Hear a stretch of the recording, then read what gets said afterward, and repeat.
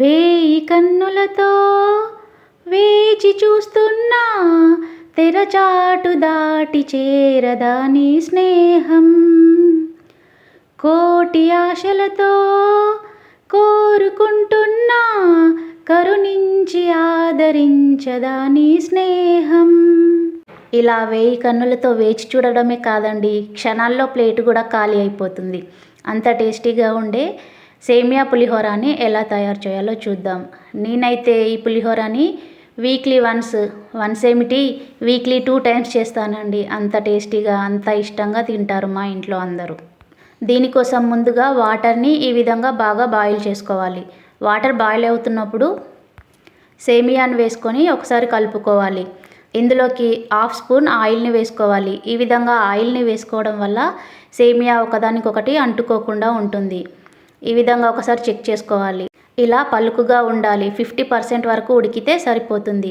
ఇలా ఉడికిన సేమియాని ఒక స్ట్రైనర్లోకి వేసుకోవాలి. వెంటనే వీటిపైన చల్లని వాటర్ని పోయాలి. ఈ విధంగా చల్లని వాటర్ని పోయడం వల్ల ఈ సేమియా ముద్ద ముద్దగా అయిపోకుండా పొడి పొడిగా వస్తుంది. ఇలా చల్లని వాటర్ను వేసుకున్న తర్వాత వీటిని పక్కన పెట్టేసుకోవాలి. తర్వాత స్టవ్ పైన ప్యాన్ పెట్టుకొని ఇందులోకి 2 టేబుల్ స్పూన్ల ఆయిల్ని వేసుకోవాలి. ఆయిల్ వేసుకున్న తర్వాత ఆవాలు, జీలకర్ర, శనగపప్పు, పల్లీలు, మినప్పప్పును కూడా వేసుకొని మొత్తం వీటన్నిటిని దోరగా ఫ్రై చేసుకోవాలి. ఇవి దోరగా ఫ్రై అయిన తర్వాత ఇందులోకి పచ్చిమిర్చిని, ఎండుమిర్చిని, కరివేపాకును కూడా యాడ్ చేసుకోవాలి.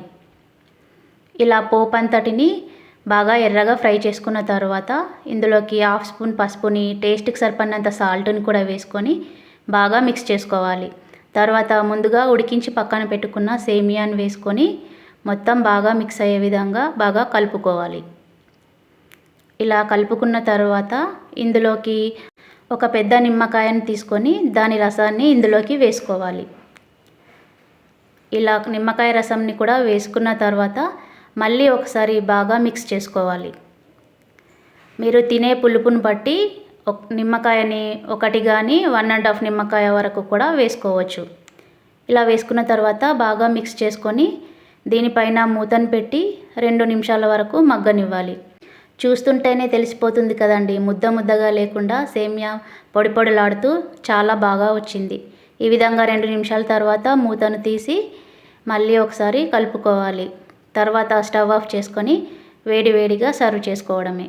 అంతే అండి, ఎంతో పొడి పొడిలాడుతూ టేస్టీగా ఉండే సేమియా పులిహోర రెడీ అయిపోతుంది.